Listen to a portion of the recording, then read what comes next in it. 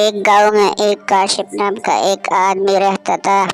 وہ بہت رحم دل تھا، جس کے ساتھ ایک خوبصورت گائے بھی تھا، جو روزانہ بہت زیادہ دودھ کاشف کو دے رہا تھا۔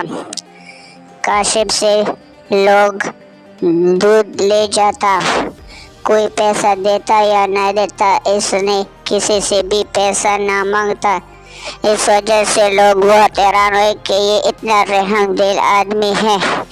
پھر ایک دن ایک بزرگ آدمی آیا اور کاشف سے کہا کہ مجھے یہ گائے چاہیے۔ سلام کاشف بھائی، مجھے یہ گائے چاہیے، اس کی میں آپ کو 2 لاکھ روپے دیتا ہوں، یہ گائے مجھے بیچ دو۔ نہیں بابا جی سوری، یہ گائے میں نہیں بیچ سکتا۔ پھر جب کاشف رات کو سو جاتا ہے تو وہ آدمی آ جاتا ہے اور کاشف کی گائے کو چوری کرتے ہیں۔ جب وہ پھر جنگل میں ایک درخت کے ساتھ باندھ دیتے ہیں۔ جب صبح کاشف نیند سے جاگ جاتا ہے تو دیکھتا ہے کہ اس کا گائے نہیں ہے۔ پھر وہ ایک بوڑھے آدمی کے پاس جاتا ہے، اسے پوچھتا ہے، وہ بھی اس کو جواب دے رہا ہے۔ پھر جنگل کی طرف جاتا ہے کاشف تو وہ اپنی گائے کی آواز سنتے ہیں، وہ روتی ہے۔ پھر کاشف جاتی ہے اپنی گائے کے پاس دوڑتا ہے، جب دیکھتا ہے کہ وہ آدمی گائے کے پاس کھڑا ہے۔ یہ گائے اب میری ہے۔ جب یہ بات گائے سنتی ہے تو وہ پھر بہت غصہ ہو جاتی ہے اور رسی کو بھی پاڑ دیتے ہیں اور اس آدمی کو کہتی ہے یہ میرا مالک ہے، اگر اس مالک کو اپنے کچھ ہو گیا تو میں آپ کو نہیں چھوڑوں گا۔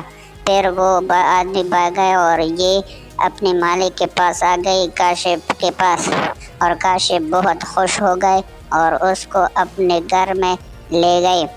پھر اس کے بعد کاشف کو روزانہ گائے بہت زیادہ دودھ دینے لگی۔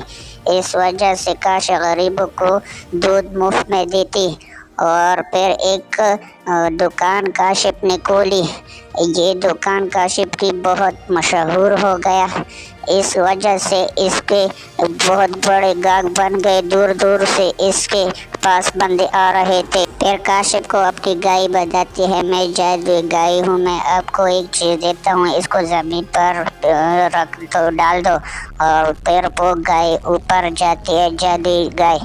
اور جب کاشف یہ بیج زمین میں رکھ دیتی ہے تو تھوڑی دیر بعد اس سے ایک پودا نکل آتی ہے، اور یہ پودا لوگ دیکھتے ہیں تو کاشف کو بہت دعا دیتے ہیں۔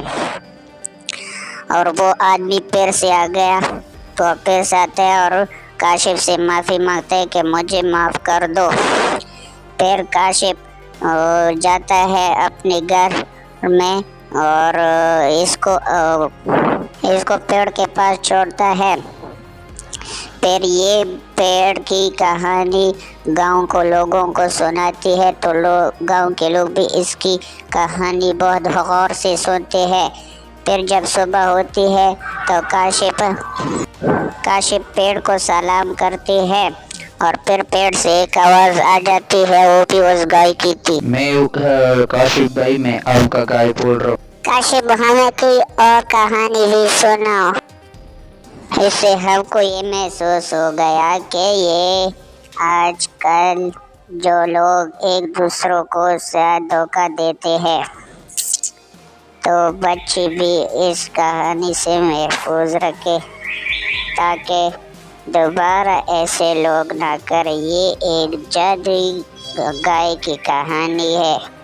ایسی کہانی سنانے کے لیے ہماری چینل کو سبسکرائب کریں تاکہ ہم آپ کو ایسے ویڈیو اور لانے کے لیے بیٹھے ہیں۔